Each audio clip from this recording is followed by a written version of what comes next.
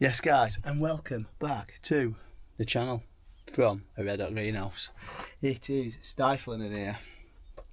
We've had a few casualties, as you can see.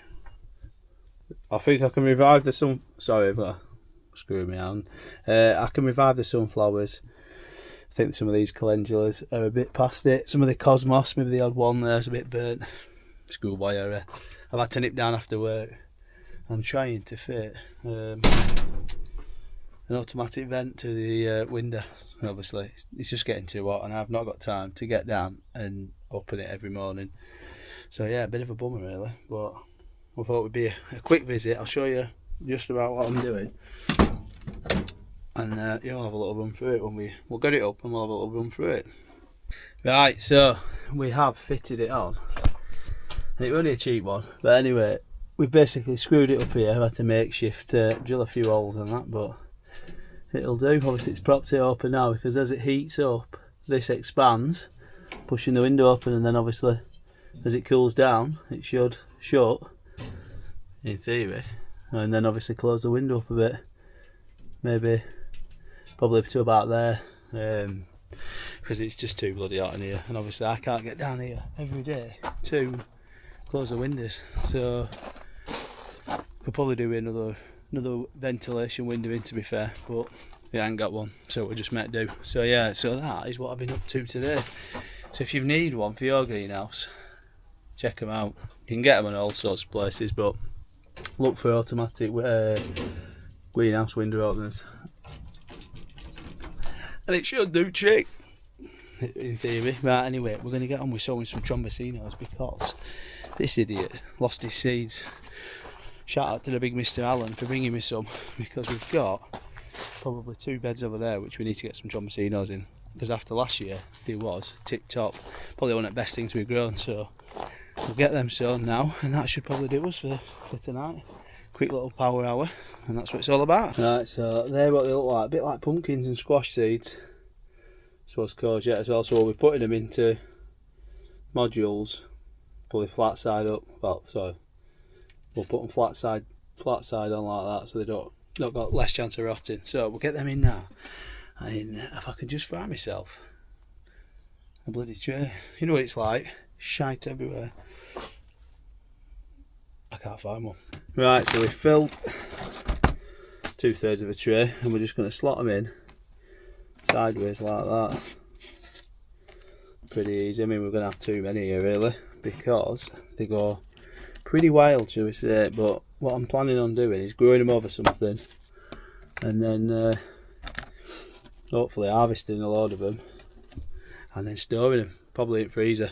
Although this numpty's still got what have I still got? Still got a freezer full of bloody produce from last year, so yeah, we'll see how we go with that one. So they're all in. I'm going to have to fill them because you never leave a seed behind. You come on. And that is the last one of them, so we will grab another handful of some decent quality compost, spread it in, and obviously water it. Put the alpapagator lid on, not that we probably need it, but it will stop them from drying out, and that's it. Water them, shebang. They should probably germinate in about 2 days in here. But these are seeds that I saved last year. Obviously someone's given me them, but I did give them away, and then because of an heirloom variety they can be grown again, so yeah, it's all good. I will just bring your light to attention of the compost that I like to use. So I've had a few questions over on Instagram about what compost they use, this and other, and you can spend some right money on it. I love this evergreen compost here. I think it's 3 bags for 15 quid in my local place. Gone up a bit like everything else, but it's good stuff. It's not like, it's not the most expensive, put it that way, but I find it holds the moisture quite well. You can add perlite to it, you can add your own bit, add a bit of sand to it. It depends what you're doing with it, but I like it as a base. I have my own compost. I like to have my own compost to it as well, depending on what I'm doing. But for seed sowing, just on its own, I find it brilliant. I've had good results with it, and I have used some really good compost. It's been, well, I say good, expensive, but it's been shite. So I'm not going to drop any names, but if you ask me I might tell you. But yeah, it's perfect for what I need, and like I say, stick with what you know. You can't go far wrong with that. Rightio, looks like we're done for the day. We've literally watered everything. I mean, everything's coming on pretty damn good. Let's have a little show you what's happening. The courgettes have all come up pretty much, apart from a few here. So we've got 3 types of courgette this year. Not gone crazy. I mean, we've probably gone crazy with the amount, but I like to give a few away. Got some kiwis need sorting. Some chard there, probably wants pricking out. Quite a bit of chard actually. I was planning on just using it maybe like ornamental. And plus the slugs like to eat it, so obviously it can be a bit of a deterrent. Slugs can eat that instead of my other stuff. We've got Oscar's tomatoes, we've got my tomatoes, we've got, I think I've done lupins and all sorts in there, delphiniums, cabbage. Not a bloody clue what that means. So not a clue what that is. Oh, pumpkin. Big Macs, yeah. We've got more aubergines, bloody aubergines as far as the eye can see. We've got cucumbers looking good, herbs, don't know what that is. Oh, there's other courgettes in there. Not quite sure what that is, but we will sort that. We've got a melon that's come up there, but none of the others. We've got nasturtiums, we've got morning glories, we've got cosmos. In fact, we've got tons of bloody cosmos, but that's my plan, is to get a load of flowers around the plot. We've got some of them salad leaves we planted at home, more beetroot, onions, spring onions, pomegranate's doing well. In fact, it's doing brilliant actually. So yeah, pomegranate's doing alright. Bits under there, but we'll not look at that. Saying that, the cosmos look alright, in fact the marigolds look alright. And then we've got some tumbling tomatoes, which are going to go in hanging baskets where the strawberries were last year. And then up here we've got a few damaged ones, but they're looking alright. And then we've got one of the other final trays of tomatoes. So, it's looking good. Hopefully that will keep the breeze and the temperature down slightly. But yeah, it's looking good. I can't even remember what I've done there. Lemon seeds, but we've got a lemon tree growing at home, so yeah, it's all good. We're going to be down next week. We're going to get quite a bit of content filmed. I don't think that was meant to happen, was it? No. We'll get that sorted. It's on the to-do list. So yeah, we're going to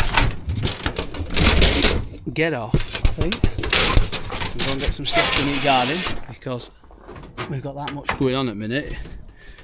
Yeah, it's a bit crazy. So we'll go around and shut everything up. We need to sort that greenhouse out because it's still a dumping ground. We've not had time to do it. We've got fruit trees to get in. Just sat in that bloody pot there, which is a bit annoying, but we've just not had time to sort it. We've got some cracking rhubarb under here that we've been forcing, which I will show more on that probably next week. Trying to watch what I eat this week after a bit of an heavy weekend. We've got the beds to de-weed and thin out because we've got loads of gaps where the onions need thinning out and putting together because we're not going to have enough space to grow in. We've got this greenhouse one looking good. We've got about 8 tomatoes in there. We've got onions. We've got some cabbage down that side, and the watering system's doing its job. So that's all good in there. And then we've got the watering system to finish on that side of the plot.